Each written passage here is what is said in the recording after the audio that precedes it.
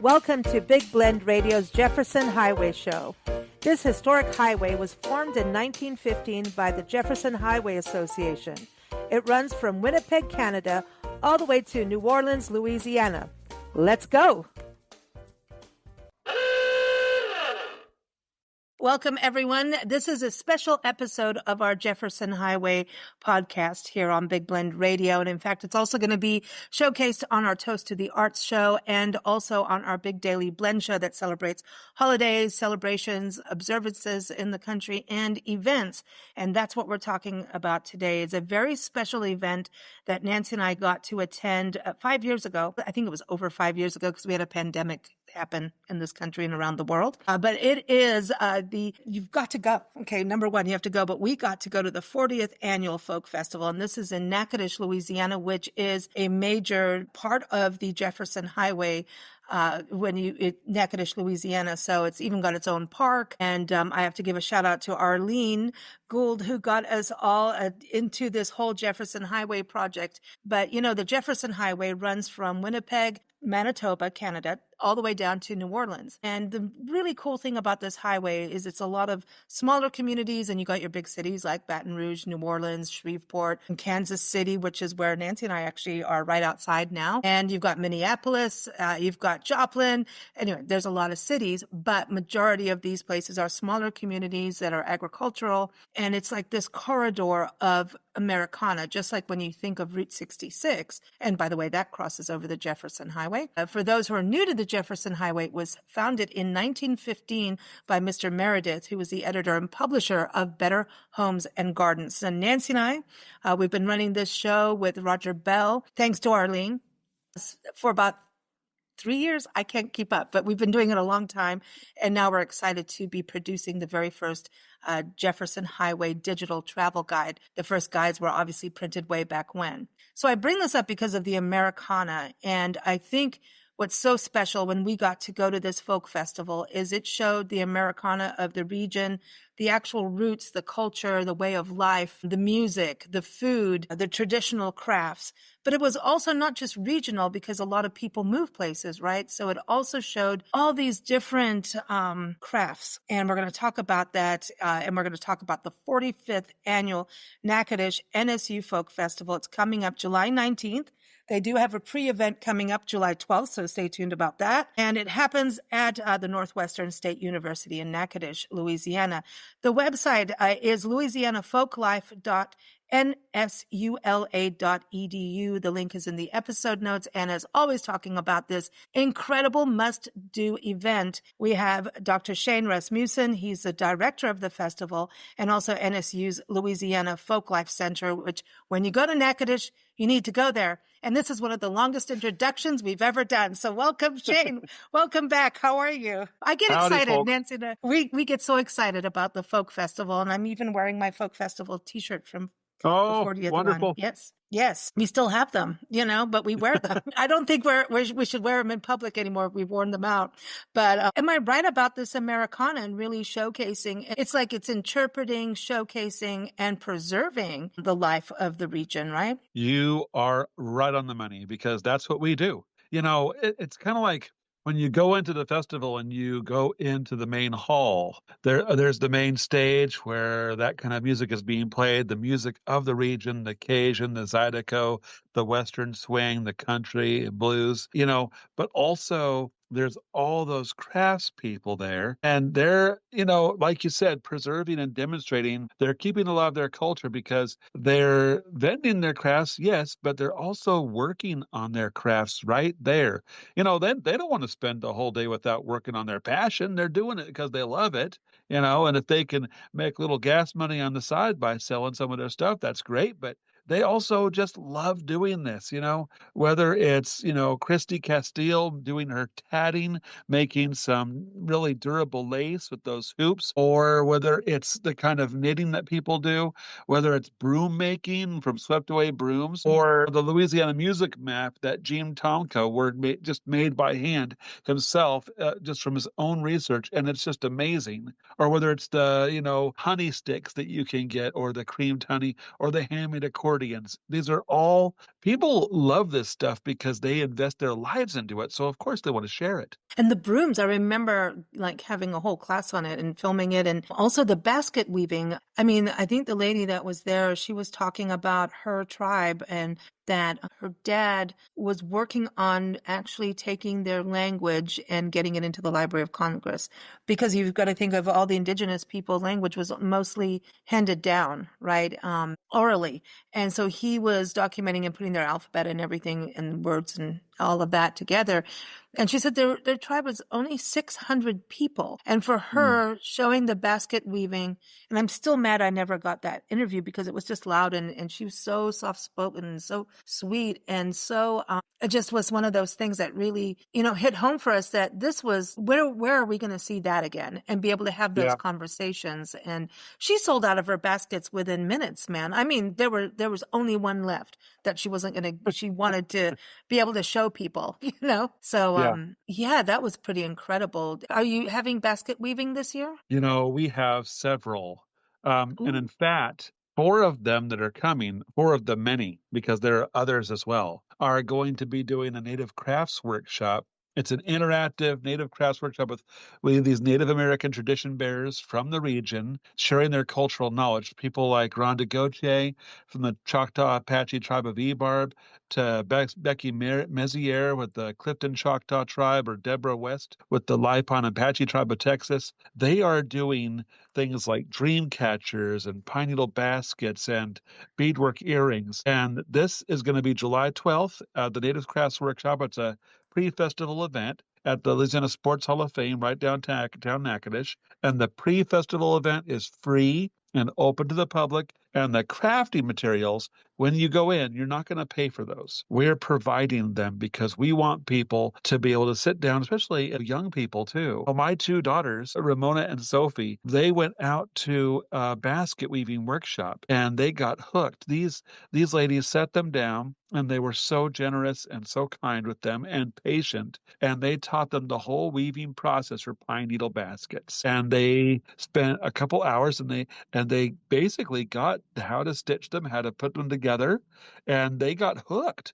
They've gone to a couple more at their weekly gatherings in downtown Natchitoches because they want to learn this tradition, and it's relaxing, but also because it's you just sit back and you get into a groove, a vibe with it, but at the same time, it's really energizing because you are keeping alive part of a culture and part of a craft that is art. Craft is raised to art by these people that are master craftsmen, and my girls are learning to take part in that. Oh, So it's wow. really neat. That is awesome because it's true. It's like these crafts were part of functional, like they were functional back in the Yeah. day and yet told stories. And I always talk about this on our art shows because it's like things started off like pottery where, and if you look at indigenous art and the indigenous pottery, just like the basket weaving, they told stories. The symbols told stories. So it was like they were still in a tribe going, okay, you're this person. You are the one who knows how to do this the best. And somebody else is going to go hunt. Someone else is growing corn. It's like,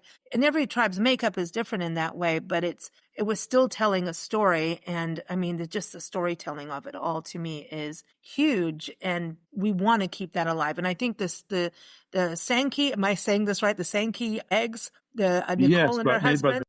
Yeah, yes. that they want people. I mean, because I think Nicole isn't.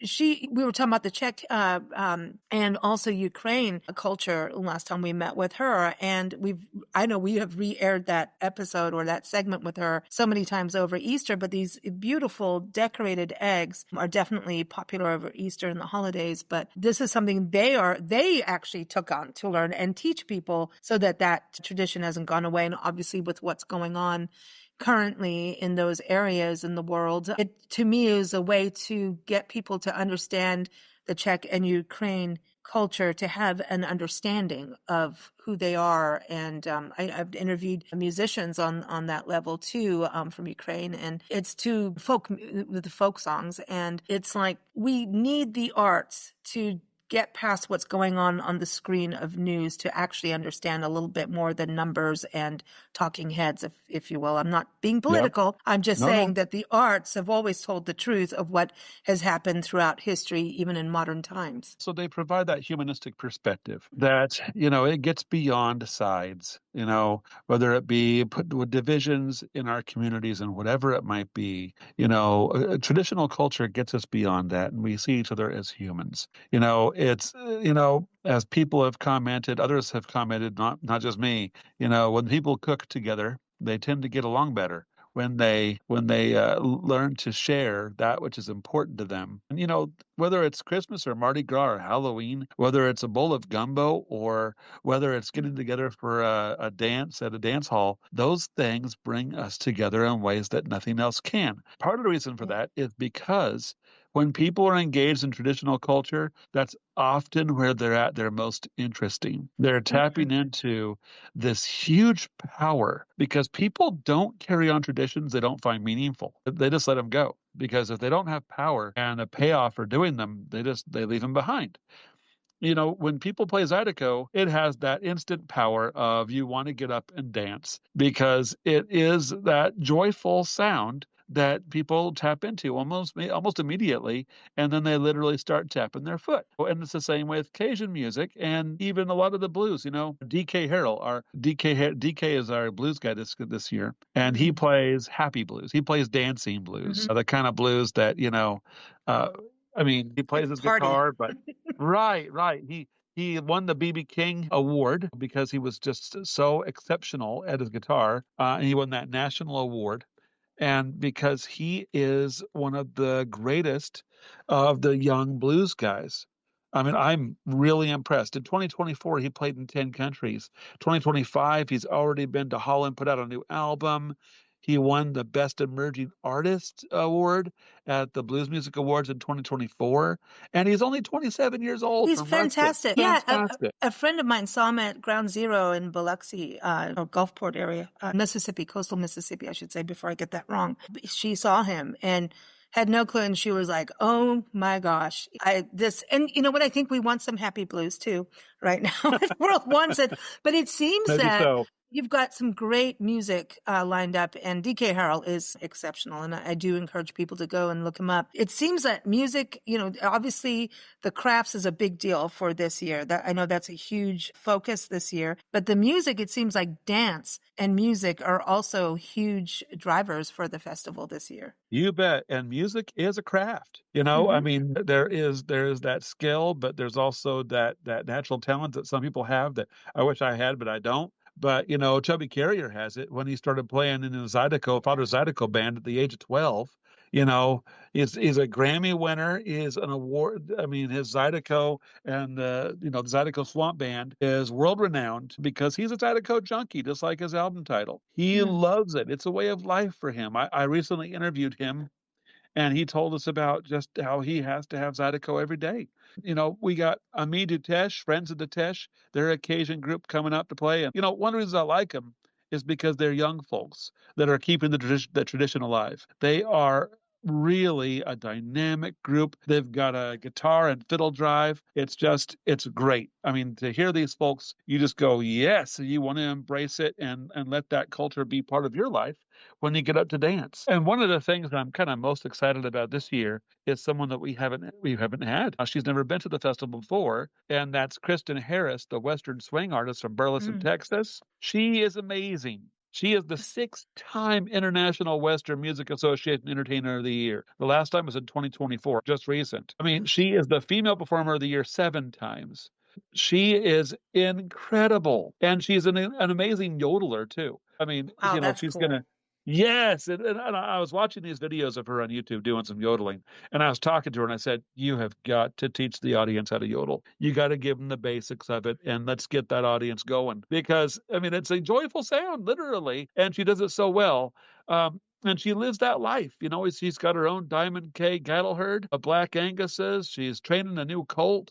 She's trick riding. We've got a picture of her standing with her guitar on top of a horse, and she also won an award for someone that was outstanding Western album for the National Cowboy Hall of Fame. So in Oklahoma City. She is the real deal, and she'll get you dancing also. But you see these people, they bring their passion, and that passion is rooted in the fact that they've given their lives to this. Well, You they're know, living the culture. Just, living the hey, culture. I like They're country living in it. music or whatever. They're living in it. Yes. I mean, it's like you're talking about Chubby Carrier. It's like he has to have it. And so everyone is Chubby Carrier and the Bayou Swamp Band, but you also have Swamp Pop coming up with the Has-Beens, right? Am I even pronouncing it? I never You know are if I'm right. pronouncing anything correct here when it No, comes you to are doing Louisiana great. or Louisiana. But the Swamp Pop, actually, we were listening to on our way to Kansas through a wonderful storm. We were listening to NPR had this whole special on, and they just did a huge thing. I think PBS and NPR got together and did a whole thing on Swamp Pop and Cajun Zydeco, and they went to Lafayette, I think, Louisiana, and did a whole thing, and it was exactly what you were saying. And it seems that younger generations are stepping into these shoes and really embracing it. And I remember even at the folk festival, the 40th annual one, seeing Zydeco band get up there and do a little rap in there. And I'm like, wow, okay, this is cool because it's got to transcend, it's got to go with the times too, because that's who they are right now. This is where we Yes. are, and yet Yes. still carry the torch. So Swamp Pop, for those that don't know about that, can you give everyone just an overview of what that is when you look at there's Cajun music, there's Zydeco, and then there's Swamp Pop, and kind of give everyone what that is for those who have not experienced this yet? Well, think about the dance halls in South Louisiana. That, music coming out of, those early 70s dance halls like Jay's Lounge and, where people are, and these early groups, setting the dance halls on fire. And, as they're playing, they're developing their own sort of indigenous South Louisiana group. And, so I think of it, but also they're influenced by the Zydeco, by the Cajun. So I think of that Swamp Pop as one of those things that is, in a sense, that it's very melodic, it's very danceable, and it's also sort of an indigenous Louisiana music of that dance hall music coming out of the mid 1970s in Acadiana. And that's who these guys are. I mean, Blake Castile, his father was Hadley J. Castile, his Sharecroppers band, and that's his son, Blake is. And, he is amazing. I mean, these are people like Ward Larmond and Henry Hempel, I'm sorry, and they've been playing forever with all these different groups, the Red Beans and Rice Review, the Basin Brothers, Koto. So they're playing and they're bringing that in a sense that experience. They're called the has-beens, I guess, because they like coffee and because they're has-beens, but they are far from over just because they're a little older. But they're really more of a kind of super group from the Lafayette based bands Okay. and that they were part of. And so they played, anywhere from Dewey Belfa to D.L. Menard to Chubby Carrier to Keith Frank. They played, from Joel Saunier. They played with all these greats and they're bringing that experience to play together. And I can tell you why they're playing, and it's because they love playing. They literally love to get up on stage together and make this music because it makes other people happy and it makes them happy. I don't think they're doing it to become, the musical versions of Elon Musk. They're not going to become billionaires from playing a dance hall.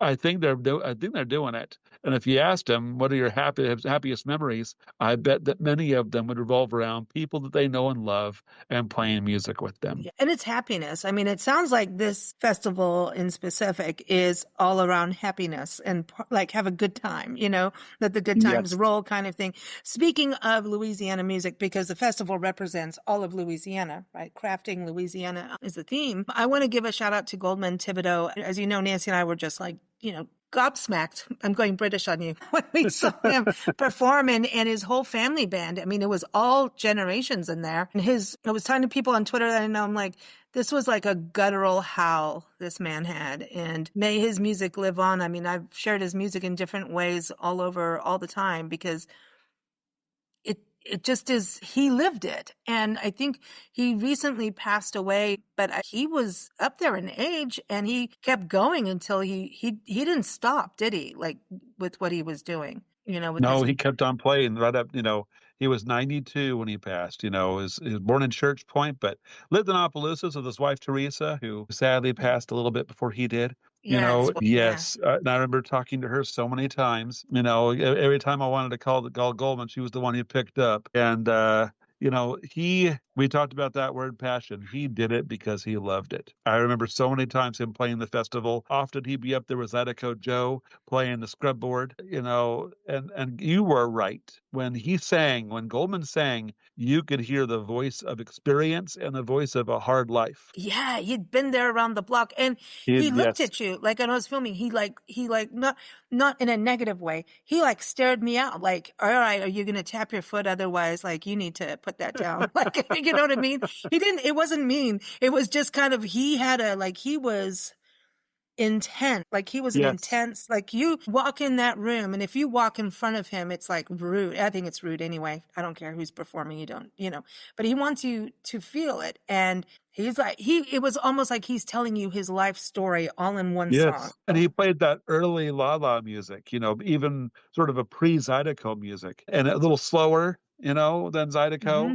And the sound, the lyrics and the sound of the voice is just a little bit more, just a touch of sadness, I guess. Sometimes when I'd hear him sing, because it was almost like it was, just him telling, like you said, telling that story. And that story was not an easy life, but it was a life that was something that rose above every obstacle and became something amazing. And he was a master of the accordion and a master of dynamic expression. That's it. That's it. And was it his family that was in the band? Because there was kids in there, and they Yeah. they knew what they Yeah. were doing. At that age, I was like, playing with bugs in the yard. I didn't know how to do that. Yeah. Well, yeah, and you never know who was going to be his fiddler because he knew everyone, and and they all wanted to play for him. So whenever we would have Goldman play, is almost every time someone new people in his band. Oh, Um, wow. Yeah, he did play.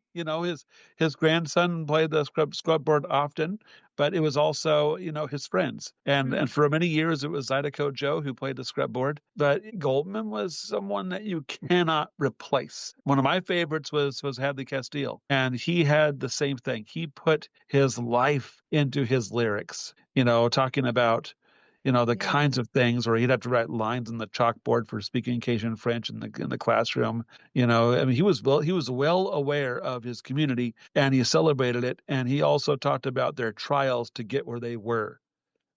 Frankly, it was Well, moving to me. that's what music is. And it's like, I think some of the best music comes from I was just talking about this on another show about how music is a healer and it gets you through the really tough times. It is like a drug, but it's a healthy drug. It is really something that, yes, tells the story of time and history and people, but it is something that it gets you through. And then there's the music that tells you about the stories of people, how they got through it. It's resiliency. Music creates resiliency, I think. That's just Yes, my but opinion. it's not the kind of canned thing you hear on a lot of radio songs. God, Where no. some producer in L.A. has written something for someone in Nashville to sing, and the musicians are actually playing from a studio in New York, and they're all studio musicians. And I mean, I'm not saying that music's And horrible or put has a cowboy perfect boots in the place. song so we can sell advertising off of it and Yes, get yes, sponsors. yes.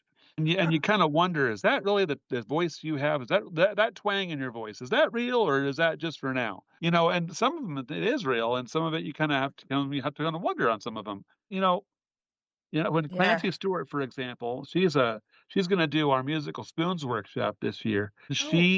Oh. When she plays and when she sings, when she talks, it's all her all the time. She's from Arkansas. She's the one who, can do she's the person I know that can do the most when it comes to music all at the same time, whether she's doing clogging or jig dancing while she plays the fiddle, or whether she's playing the musical spoons, or whether she's playing the banjo or the guitar or singing, or she's got it all so much that you just Mm. kind of go, good heavens, you're a force of nature. The Ozark Folk Center, it's called her Musician of the Year. In 2014, she'd been playing at violin at age 5 and then transitioned to the fiddle because it was more fun. Since she's also come to Louisiana. She won the Louisiana State Fiddle Championship 2018. This is someone who, you know, got here to Louisiana and has just made her mark. I want to do a shout out also to her Sabine Free State Festival that she does over in Sabine Parish. And she is doing it because she loves the culture. She Mm. wants to keep that alive. She's also doing a bluegrass concert that's going to be later on, a bluegrass festival in the fall of this year. And she's doing it to have so that the funds, it's a fundraiser for having traditional music in the public schools there. I My mean, how goodness. cool is that? That is awesome. That makes my heart happy because that's the one thing that gets chopped first is the arts, funding and schooling. So I think that our education world is the more we can do, the better because it's everything. It absolutely is everything. They've proven over and over how music helps math, how it helps you learn science. You It bet. is, it really is. It gives an outlet to kids. And I wonder about that as we take all these outlets away from them that are fun, right? It's fun and they get to be creative. As we stomp that out, where are they going to go with needing an outlet, right? It's not Yep. necessarily positive. So I think what she's doing is absolutely fantastic. And it also leads me to the fact that the Louisiana State Fiddles Championship is happening again. So you do that every festival, right? You every festival every year, and that is a chance for anyone who lives in Louisiana can take part. We just want them to be there because that is how we keep the festival alive. The heart of the festival is the fiddle championship and the jam session. If you go to the festival, you will see, and there are the little places, little cubby holes, little corners around the Coliseum where people will set up their chairs and I don't do anything to do this. My job is to get out of the way because they will bring their own chairs, they'll set them up and they'll start jamming. They will go all day, like all day, 10 hours. They'll play together and just have a great time. And I will stop, and it's fun to see that the musicians from the bands will come in and they'll get sucked in and they'll start playing as well. And they're not a member of a band at that time. They are instead just a part of the people. If the people bring the folk, it's real. When it's their Mm-hmm. culture, we keep ticket prices low, so low at $10, because otherwise it becomes someone else's festival. We wanted to have normal folks be able to go, and Children 12 and Under are free because of that reason. Yeah, and that's the other thing. It is totally family friendly, and you all. Oh yeah, I remember you having like a kid zone and yes, crafts, and the yes. demonstrations for kids are like, what do you mean blacksmithing? What do you mean we don't get the broom at Walmart? Sorry about Walmart. I didn't mean to knock Walmart. I know Louisiana loves Walmart. So does Arkansas, where it comes from. But you know what I mean? It's, and I'm not knocking Walmart. I'm just saying it's these. I think before we get into the rest of the festival and being child friendly and everything, I think this is important also for adults, honestly, as a reminder of where things come from, right? Yes. And for kids to be able to see all of this and also get immersed in it and try their hand on it and have that. There's so many museums where don't touch. And I think museums over the years are now they're learning that if you just want kids to have their hands by their side and read a bunch of stuff, they don't care. That's not happening. It's not going to work. And this is the kind of festival where kids and their parents learn something together, experience something together, and actually can have this conversation about it, have fun with it, and walk away having some appreciation of things like a broom. I know that sounds nuts, but some history of broom making. I mean, there's a whole region in North Carolina that's what they're famous for is broom Yeah. making, So I remember sitting there going, oh, wow, I didn't know there was so much into that. And yeah, we just go buy a broom from a grocery store or wherever and just don't even think about it, do we? And so now it's something for a family to have something to communicate about other than what's your grade and why is it higher? So your grades will go up if you go to the folk. I heartily endorse this message. I think so. But I want to go in regards to folk crafts, all of it, folk art. I mean, I know you have you call them informances about Clementine Hunter. So she's famous, folk artist out of Natchitoches, Louisiana from the Melrose Plantation. This is a weird question, but with this whole Jefferson Highway project that we're working on, and it's about history and how to make history come alive by taking a road trip. And that's what I was saying about museums, and museums are so important to get this interactive thing. These kinds of events are so important, but it's about creating an experience so that it transforms a child, transforms the family, the adults. Travel now is about authenticity and transformation, and also being part of a community. And that's what I talk about a lot, is the community part. And when you go to like the folk festival, to me, that's when because you can come from wherever in the world. It doesn't matter.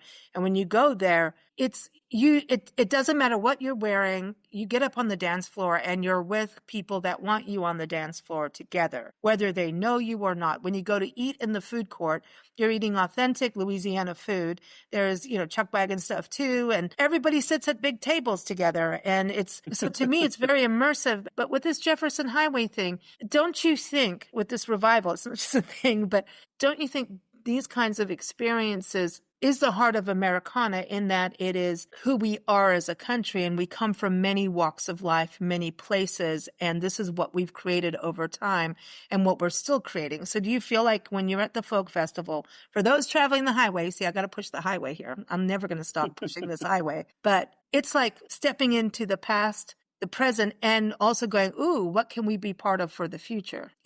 As Americana, not the past. It's not, right. When people talk Americana, it's almost sometimes always put in the past. But I feel like we need to be in the present with it. That's because we are the people that are here now. Yeah. We are the folk. When you engage in folklore, you are the folk. When you catch a Mardi Gras bead and after you say, throw me something, mister, when you dress up on Halloween, when you dance to Cajun music, when you eat jambalaya, you are the folk engaging in tradition. And you're right. Those connections, those experiential connections are so important, and we're losing that, but we're also losing what the message is, that we're all in this together, and all of us inherently are good people doing our best. Folk music and the folk experience reminds people of that in the best possible way.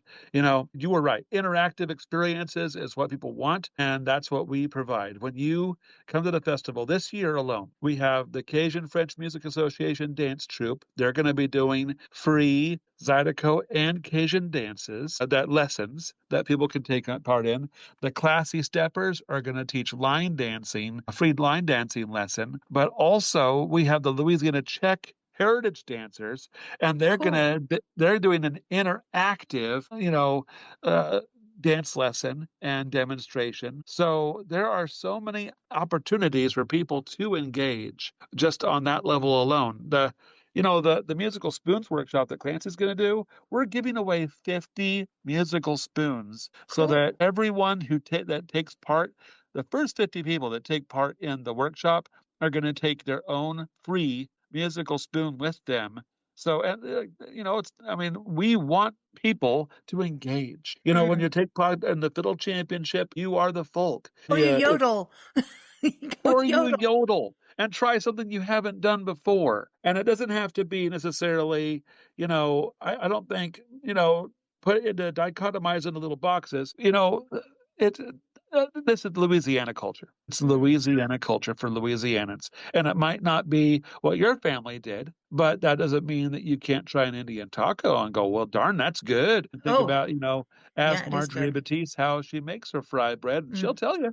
And you can go try it at home yourself. And if you want to become a fiddler, then we have people that will basically can talk to them and get you started. And we're giving away handmade fiddle made by master craftsman Hilton Lytle this year. If there's a young fiddler there who is going to take part, we're hoping to give away a Hilton Lytle fiddle to them. So, but also we've got the red beans and rice cook-off outside and the Dutch oven cookers. And so all these experiences to taste, to smell the filet, to taste the beans and rice, to get your fried Oreo, because that is an American tradition. What did we miss? What did we miss?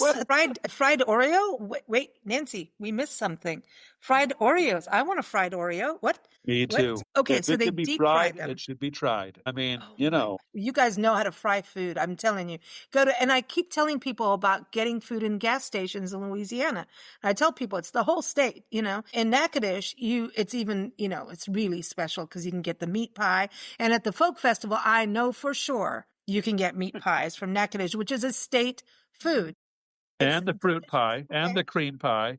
Oh, And okay. what So you just pie. mentioned, that gas station food, Roosevelt Sykes does amazing crackling. He's going to be frying it crackling right outside the door of the festival, and he'll bring in these bags of this spice he puts on it, his own Ooh, proprietary secret mix that's just a oh, little sweet as well as the salt and the spice. like that.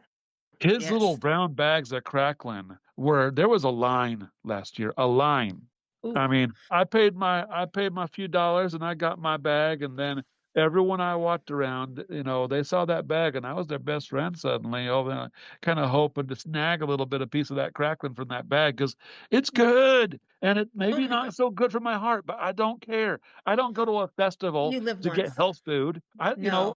Today my lunch is I opened a can of tuna, and I ate it at my desk because I'm trying to be heart healthy. But when I go to my festival, I want to go and have some Pig out. crackling fresh out of that pot, popping with that Yeah. grease, and it's going to be awesome. Put Pig salt out. on it And you're too. dancing. Wait, you're going to dance. So that's a There we trade-off. go. That, Okay, that's right. but That's right. now I wanted to go back to the red beans and rice cook-off You because bet. this is red beans and rice is a Louisiana thing, right? And It's a so, staple. yeah, it's a staple. Now let's talk about the red beans and rice. So what they are, because I've been asked this and I'm like, I don't know. I do know that rice is grown in Southwest Louisiana, and I've been Oh through yeah. rice fields, and there's like it's one of the best birding destinations. It's going through rice paddies. And so that's a big deal.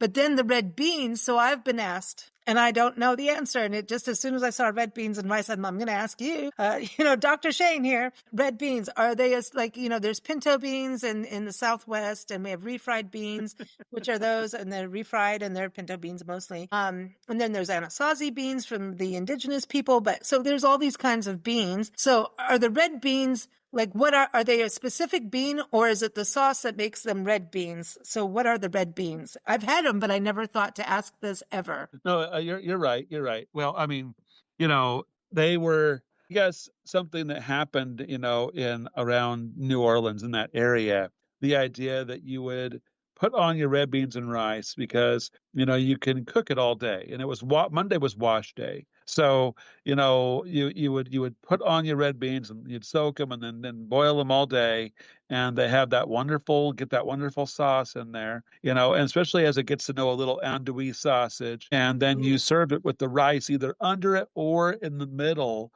put it right in the middle of the scoop of that little scallion or parsley on top. I mean, it's a Cajun staple, but it's not just Cajun. It's really, I think it's all throughout Louisiana now. I mean, my wife makes it. I've even tried to make it. I'm not the best at making it, but I mean, I'm not, doesn't stop This me isn't trying. something you get out of a can then. This is, No, no, no. I don't. You don't ever make the red beans and rice out of a can. I soak my beans overnight personally.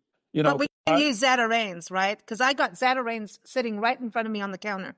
I got wherever we go and we can get Zatarain's, we get it. Yeah, yeah. We had Chef I John mean, Besh on but the it, but show it, years ago about Zatarain's. He's like, that's the only rice anyone should ever use is Zatarain's. You Is that certainly can.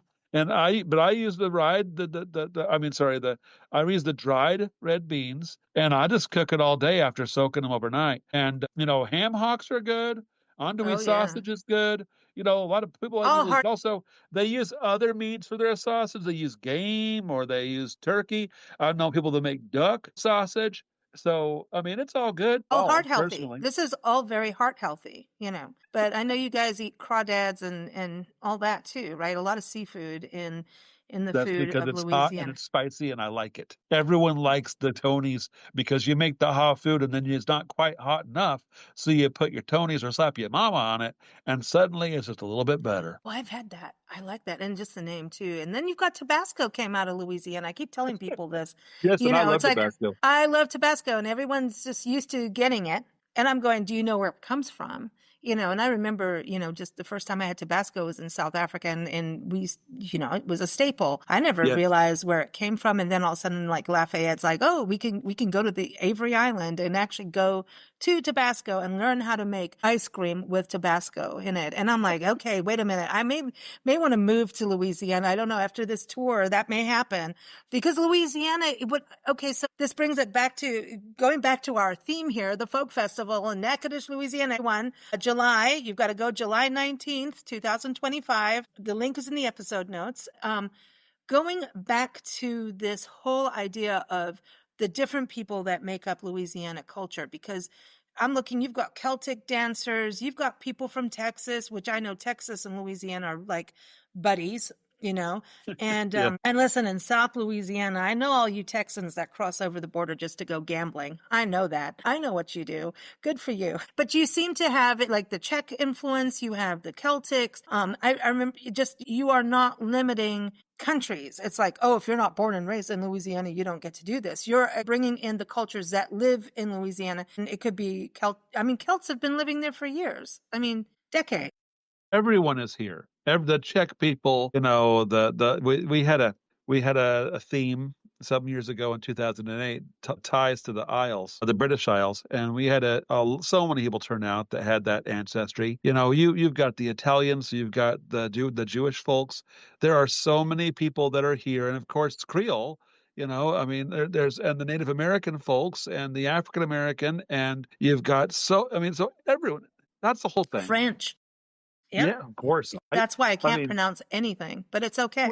Because right, everyone and of just course, laughs at me and I laugh at myself. It's fun. and the Spanish, and everyone right. is here, and everyone makes a home with it. And the whole thing is, look, this is the Louisiana Festival, in my opinion, because everyone is invited to this party, and they will see a part of themselves and their own culture in that party, and they will also see some of the cultures around them that they might not be aware of, whether it's how people sing gospel songs differently than they do in their own church congregation, whether it's the Son Jarocho Armadillo Tejanos doing a fandango dance on the main stage, an interactive fandango, whether it's the Snake Doctors playing Americana music. This festival has it all. And gospel music. Yeah. Yes, the Amazing Rhythm Disciples are going to be there, and they're going to be awesome. But also, the only thing that you have to be a Louisianan to do to be part of this festival is you have to be a resident of Louisiana to take part in the Louisiana State Fiddle Championship. But anyone can go, and but that's the only aspect of that. You have to be a Louisiana resident participate to compete in the championship, but that's it. Everything else open to everyone, and we want you to enjoy and have a good time. And it's like when you have that Tabasco sauce and you get that heat linked with that little punch of that vinegar, and you go, woo, and it just spices up everything. It's like that punch of salt to your taters, and suddenly they taste better. That's Louisiana culture. Guys, it's the real thing. Please, with if you come, you will have a good time. That's bottom line. Yeah. If you come, you'll have a good time. And Nancy and I were, and we know how to have a good time. You do. I mean, that's why I say Nancy and I keep going, okay, so where do we settle after our grand tour of the country that's not seeing any end to it, quite frankly, because I don't know if we know how to stop, but Louisiana is like everyone from all walks of life. And it's like, I think you guys know how to just have a good party, and it's family friendly. Like, I grew up in that environment in South Africa where if your neighbor's having a party, then the whole street is going, and beyond that, the whole neighborhood may show up. And it was all generations. So it was like you would see little kids dance with grandparents, and it was like this, and everybody had their eye on the kids. It was like this village. There was no such thing as a gathering without it being a village. I mean, obviously, if you go to a nightclub, no kids. It was always a village concept. And everything we've done in Louisiana, other than go to breweries or whatever, or, you may not want to take your kids to Bourbon Street or whatever, but you know what I mean? It yes. Always seems like it's all inclusive. And the thing is to have a good time. It's always about having a good time. And that, to me, is the epitome of life. We're supposed to have a good time without doing harm to others. That's it. Is that not a beautiful thing? Give back and do. And there's, I just love it. Before you go, I did want to touch on the fact, since you're on the Jefferson Highway show, about the Louisiana Folklife Center, because that, I think, someone, that is traveling the highway. And by the way, NSU does have a Jefferson Highway sign and marker. The Jefferson Highway Park is just around the corner. Actually, you've got another mark. The one is for the tourist camp, when people traveled way back when in their cars and camped in their cars. Y'all, just saying. These were hardy road trippers, the people back in the day. I mean, nowadays we have air conditioning, we have music on the radio, and back in the day, they had, the motels, like in the 50s, 60s, 70s. It was a big deal to have radio in your room. Nowadays, it's like, do you have Netflix? Do I have to stream it from my computer? It's changed so much. And I think that's, again, why the folk festival is so cool, because it puts everything into context of where we have been and where we are today and where we can go in this kind of community feeling, and, embracing all people and embracing all cultural roots and the crafts and the music. And that's it. Crafts, music, and food and dance. That's the best thing. But the Folklife Center, can you tell people about that and when it's open? Because if travelers on the highway, and they have air conditioning now, most of them. I know you do. What can they experience at the Folklife Center? Nancy and I've been and we love it, but can you tell them a little bit about that and how they can, because it's not open every day, right? Well, I mean, we're open, Monday through Friday, Oh, that's up pretty till noon good. on Yeah. Friday. Yeah. Yeah. But also right across from the hall from us is the Williamson Museum. Oh, I love And that.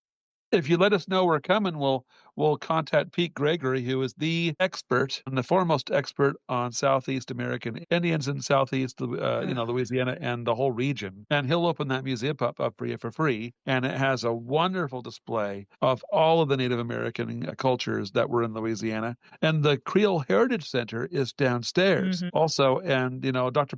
Kent Peacock is part of that. And he would be happy to talk with you, especially if you have any links at all with Creole ancestry, and he can basically let you know some of the things that, some of the cultural places around that you might want to go visit. The Louisiana Folklife Center is where it's here. Our mission is to bring folk life to the people of Louisiana in an authentic, fun, and educational way. So we have wonderful carvings. We have some examples of baskets and folk life, but also we can, as a resource, we can kind of point you to some of the things, especially in this region, that would be more appropriate for a day trip, for some of the things that you might want to go see, whether it's pointing you in the direction of Lazione's to go get a meat pie, or out to on 49, drop by French Market and try their yam cake, which is good meat pies too. I love it. I love it. And I want to add in there, if you get a chance and you go for the weekend for this, right? Look at going to the cemetery, because it's the oldest cemetery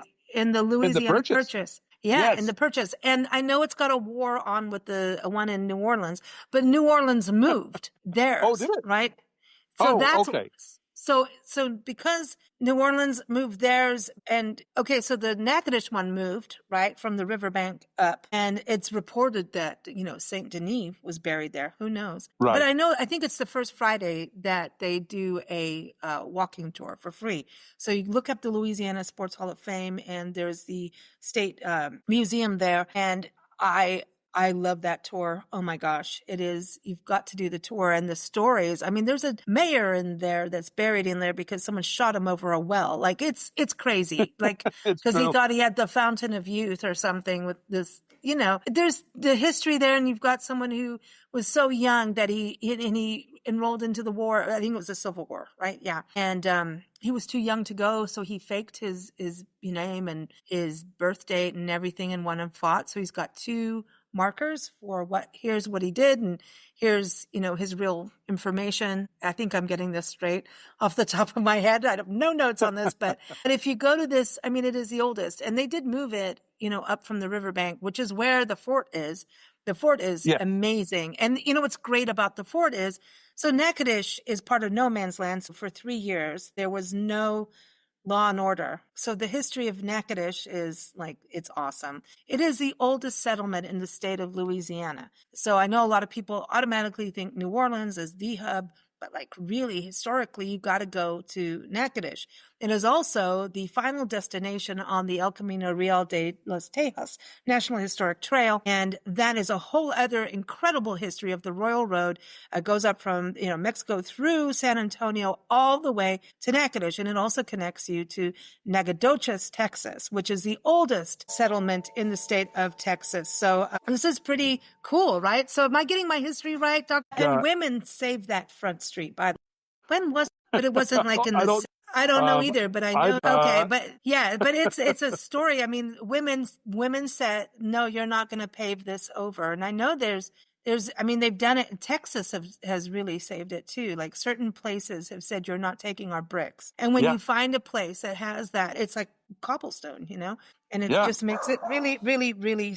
We have dog barks here because yes, we do, but that happens at times. But we do pets it our way across the country. So sometimes dogs get excited and they want to go to the folk festival. And it has been such a pleasure having you on the show. You always get me all excited about the folk festival and just in general what Louisiana is about. Now, and I feel homesick now, even though it's not my home. But every time I go to Louisiana, Nancy and I both go, we feel at home here. So you got us homesick. Everyone, July 19th is the date. So make a weekend. I would say make a week out of it and hang out in Louisiana, the Cane River, to explore the actual river, get on a boat, Cane River Queen. There's so much to do in that whole region. Yeah, make a week out of it. You'll be happy you did.